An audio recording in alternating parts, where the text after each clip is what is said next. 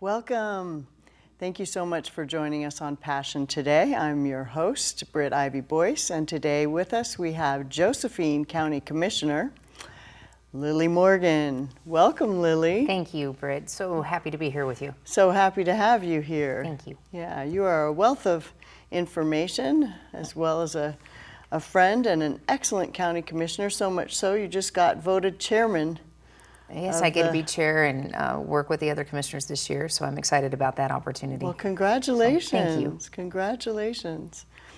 I'm really excited to speak with you today about the topic of fire because it's become a big deal. People burning alive, losing tons of wildlife, four-legged, two-legged, by the millions of animals, putting lives at risk, thousands of structures burned, you know, the whole deal, people dying of the smoke inhalation, the fire particulate matter getting into the lungs and paralyzing people. It's just amazing. So I like to focus on the positive, so we're going to be talking about prevention and some aspects of prevention that can be utilized that aren't being utilized that hopefully can be, versus suppression.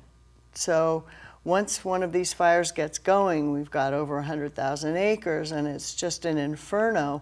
Stopping it is a crazy task, putting firefighters at risk, and we love our firefighters, so we can't have that happening. Indeed. So you have a wealth of knowledge on this. I know you've also been at daily briefing fire meetings all this last summer. Why don't you tell our audience a little bit about what that was like to be at these cooperator meetings for months on end every day? Well, in my background, prior to being a county commissioner, I had worked in the criminal justice system for the previous 15 so years. I had spent 5 years as a 911 dispatcher, dispatching for fire services and ODF, and then became a parole officer and 3 years dispatching for sheriff's office during that time. But coming in as a commissioner, we rotate being on call. And when our fire meetings started up in my first year as a commissioner in 2017, I happened to be on call that week. Oh my goodness. So it just fell on me because of that. And I said, I'd like to continue with this. And so started going to the cooperator meetings. It was nothing compared to the summer of 2018, however. And the fires started for us primarily. First, we sent some of our county employees down to California to help with Klamathon and the evacuations down there. But for us, July 15th was the significant time with all the lightning strikes that started the Garner Creek Fire, the Taylor Creek Fire, the Klondike Fire in Josephine County, and started what was daily meetings with the fire agencies, the cooperator meetings they call them, and weekly meetings with our public, and trying to make sure that we're getting the best information out to them. Later in the summer, Labor Day weekend, we also had the Hugo Fire, where we did unfortunately lose some homes for us.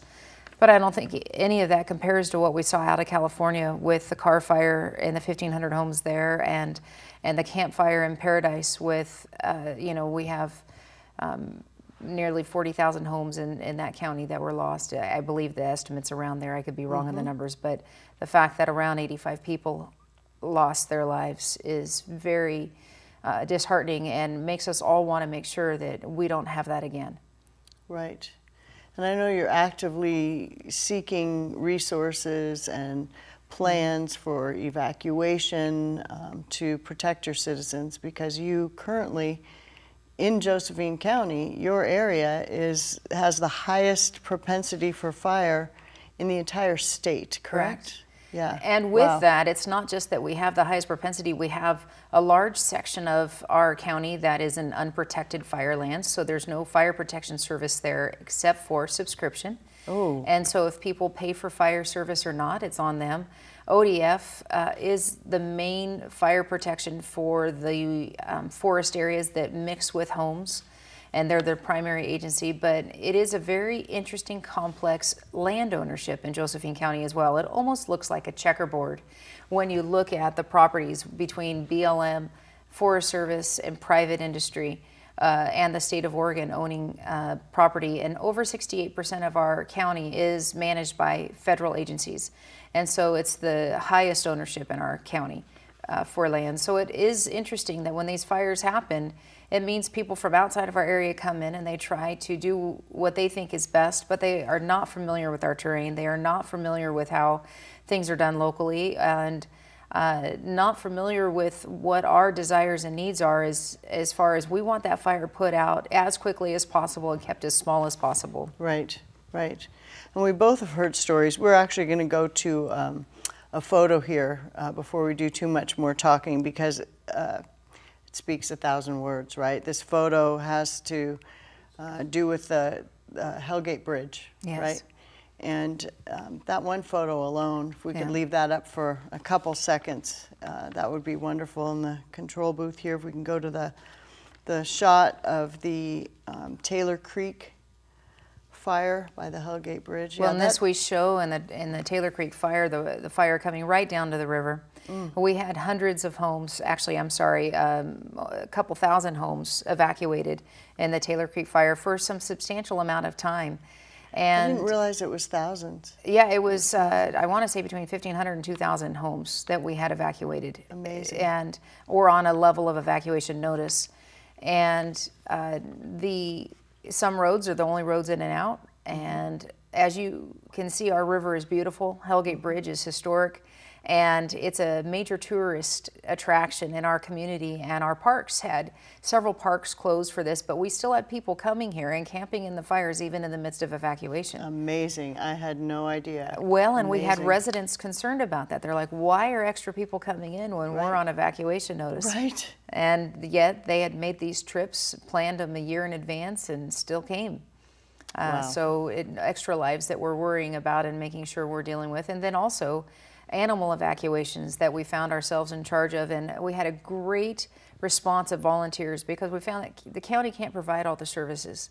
And it came down to neighbors helping neighbors, and Rogue Valley Humane Society and Southern Oregon Animal Rescue and various other nonprofits that came along and helped man the animal evacuation at our fairgrounds, as well as people ended up at our fairgrounds as well. So, and at Grants Pass High School for both Josephine and Jackson counties during the summer. Amazing. Does your job feel daunting sometimes? You know, it has been quite a learning curve, and you hopefully learn from those experiences so you can make recommendations of what can we do different next time. And with that, you also learn to depend on your experts that work in this. And so we have an incredible emergency manager that helps with the evacuations and the citizen alerts.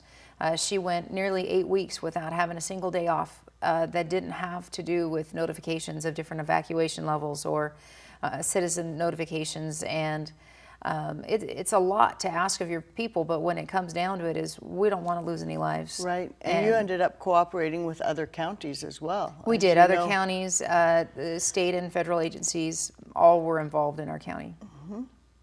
So Curry County Commissioner Court Boyce, who Yes. just happens to be my husband, I know had to cooperate with you and several other counties, and then it became a whole state effort as 50,000 acres turned into 100, which turned into 150,000 acres, and then two fires merging, and it was a nightmare. Absolutely. And I know at one point I felt like I was in, gosh, almost like Vietnam, when it was daily, the helicopters. You're grateful for them, absolutely grateful for them, but after a while it felt like, oh boy, I'm going to get PTSD from all this. And you think of what the firefighters have to go through, you know, just as a citizen having that happen, and at night seeing the flames over the hills.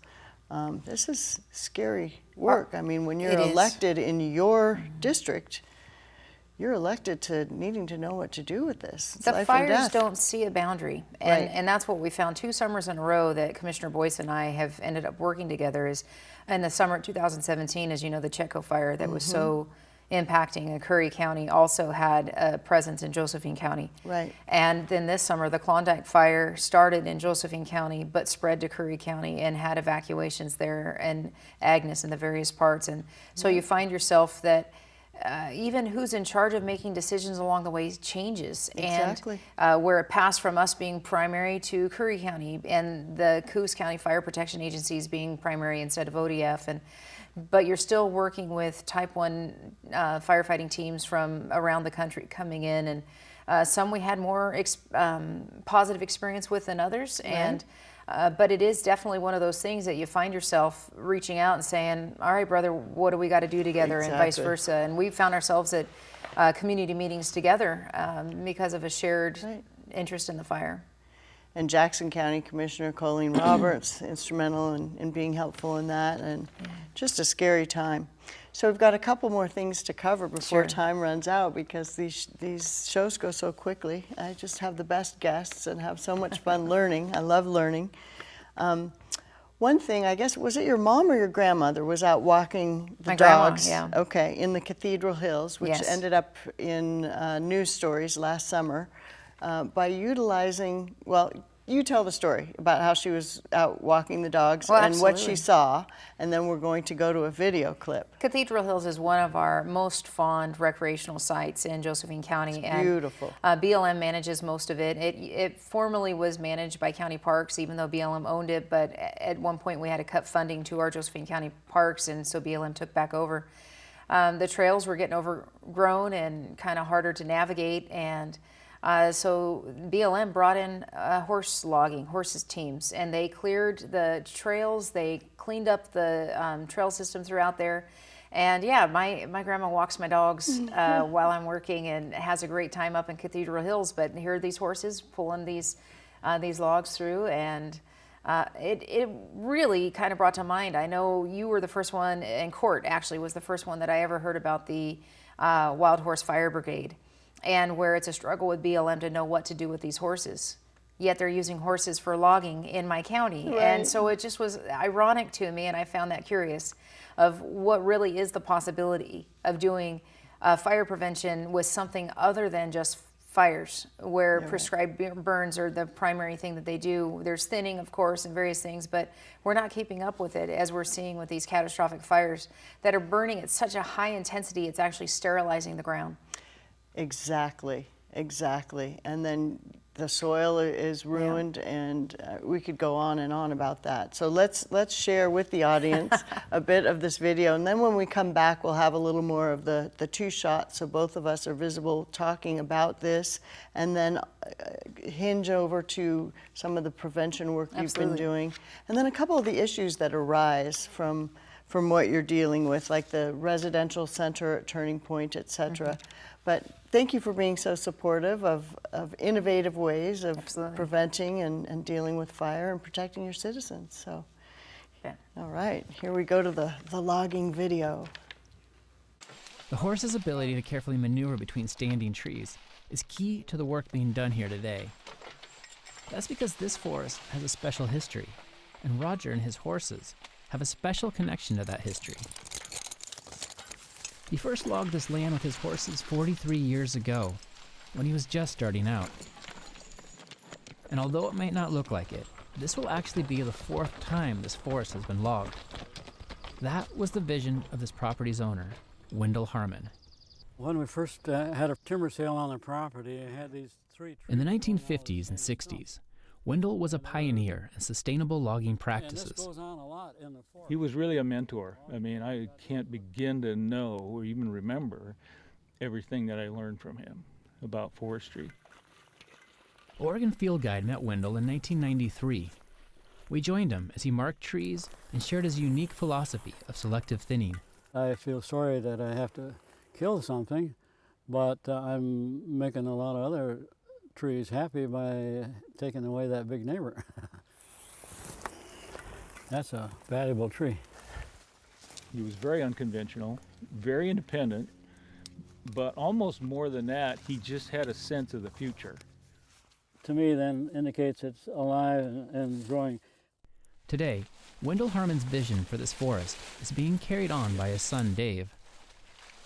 Unlike a clear cut, where all the trees are removed at once, selective thinning is a careful process of assessing each tree. Just as Wendell used to do, Dave and Roger head out to pick which trees to cut and which ones to leave. What do you think, Dave? All right. This is 24 inches. I'm going to take this out because it's rough. Oh, yeah. This is probably the main reason those 2 died. Yeah. Foresters usually look up in the trees. They need spacing, I mean, you know, where the trees are growing.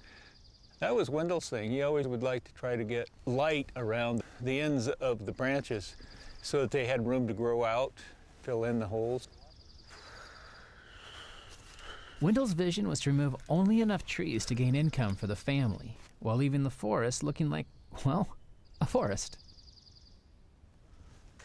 There's a stump right here from our previous logging.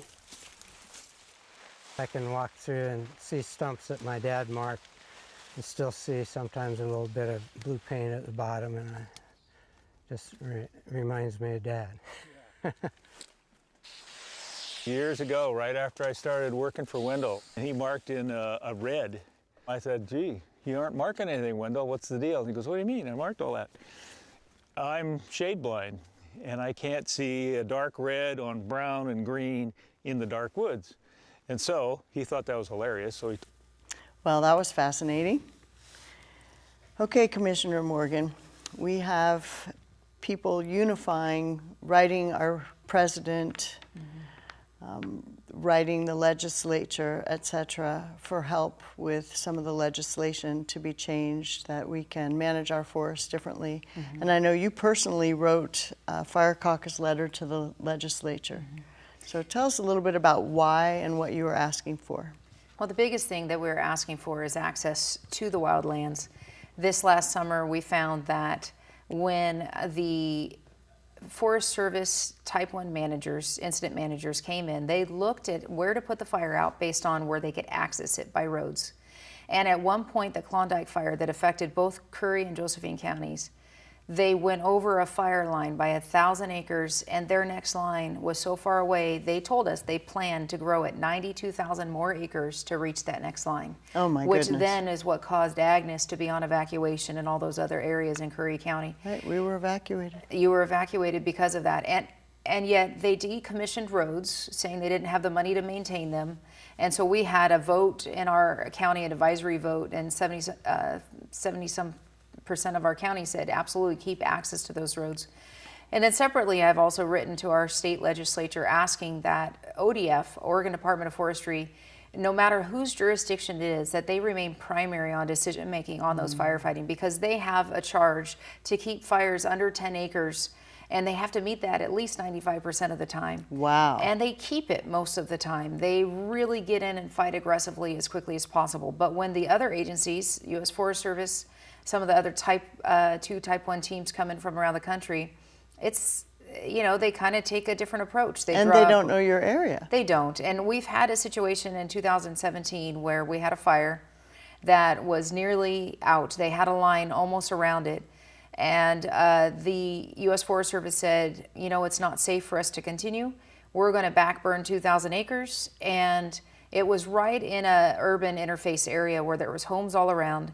And ODF actually pulled away and unlinked themselves essentially with U.S. Forest Service, and they finished the 800-foot line, and they were able to keep that to a much smaller footprint.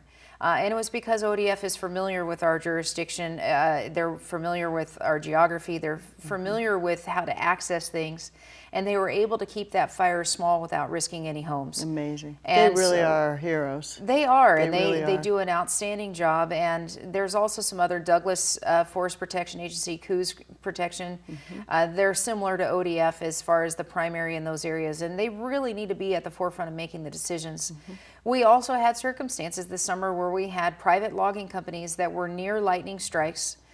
They took pictures of it saying, we're this close, we can see that small fire started, we had 3,000 gallons and bulldozers, we can put that out, and we were told no thank you. And they said they would put that out for free on top of Correct. it, right? As a service. as a Correct. pub- They were just to going to go in and humanity. put it out. But, you know, most rules and regulations you have been created because somebody's lost a life at some point. Correct. And so I understand that there's rules in place, but there's also a time of common sense.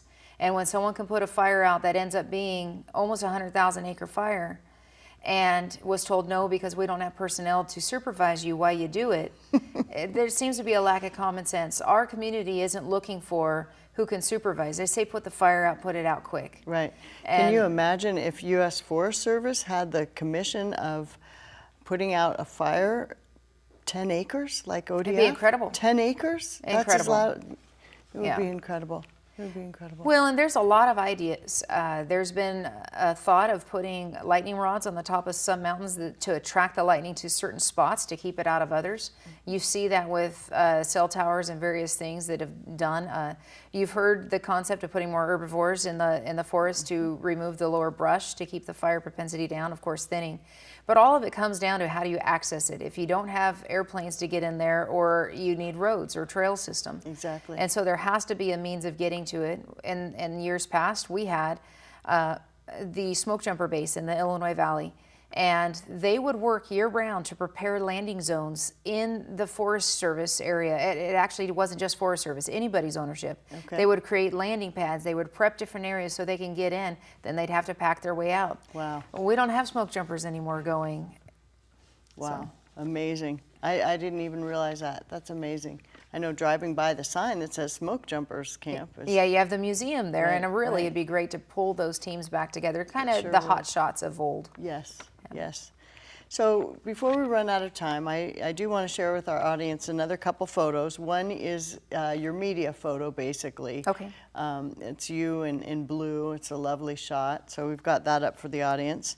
And then there is a shot of you with the NACO Oregon commissioners. Yes, so we were invited to go back to Washington, D.C. and meet with the White House and cabinet level membership. And so that was the representation from the Oregon Association of Counties that went to the NACO, which is National Association of Counties. Perfect. Beautiful. Congratulations. I think, I saw you there. Yeah. No, that was the AOC. We're going to get Oh, to got that it, photo got it. next. So next we were at the AOC conference in October of 2018. And yep, you and I are both there. We had the privilege of meeting the Vice President of the United States of America, Vice President Pence, and we really had an amazing time. There were a couple other high-level officials there that really are doing some great work for the citizens. I appreciated them making themselves available to local government and acknowledging the role that we play in really being responsive to citizen needs. We're the ones that hear most of the complaints, and you go to the grocery store, you run into people. The Vice President was very humble in acknowledging how much at the local level decisions need to be made and appreciating the work that we do. So it was an honor to meet him and the other cabinet members. It sure was. And fire doesn't know any partisanship. It doesn't care, No. you know, what party you're from, and unity is what we need to solve these issues, and you're all about unity and bringing people together, and I just love that about you, and I want to thank you for your service. Thank you. Yeah, you're amazing. We're very lucky to have you as a commissioner. Well, I hope we can continue to do more in looking in ways to do prevention and working cross boundaries towards our protecting our Southern Oregon for all the beauty that is here. Yeah, well put, well put. Well, we have about 2 minutes left, a little less. Is there anything that you'd like to leave our audience with? That I know you're looking out for our citizens. Is there Well, if anything, I would say that we have a high frequency of flooding, weather patterns, not just fires, but we deal with those a lot. And every citizen should find out what it takes to be prepared for those moments that the power may go out. What happens if an earthquake happens? If you're snowed in and stuck in your home, what would you do? And we're looking for providing education out there. There's classes that can be taken, but each individual should really be prepared to take care of themselves, their family, maybe their neighbors even, because the government's not going to be able to respond quickly. So we want everyone to survive and do it well. Excellent. Great point. Great Thank you. point. We all take responsibility, and you never think you're going to have to evacuate until you get that call. True. And the governor would like every Oregonian to be prepared to handle 3 weeks without assistance. Good to know. So the amount of water and food and stuff you would need. So we're going to be out there putting out the message. All right. So. Well, thanks for being on the front lines with that, Commissioner Morgan, and we look forward to seeing you on Passion again. Thank you. All right. Bye-bye now. Thank you so much for joining us. Bye-bye for now.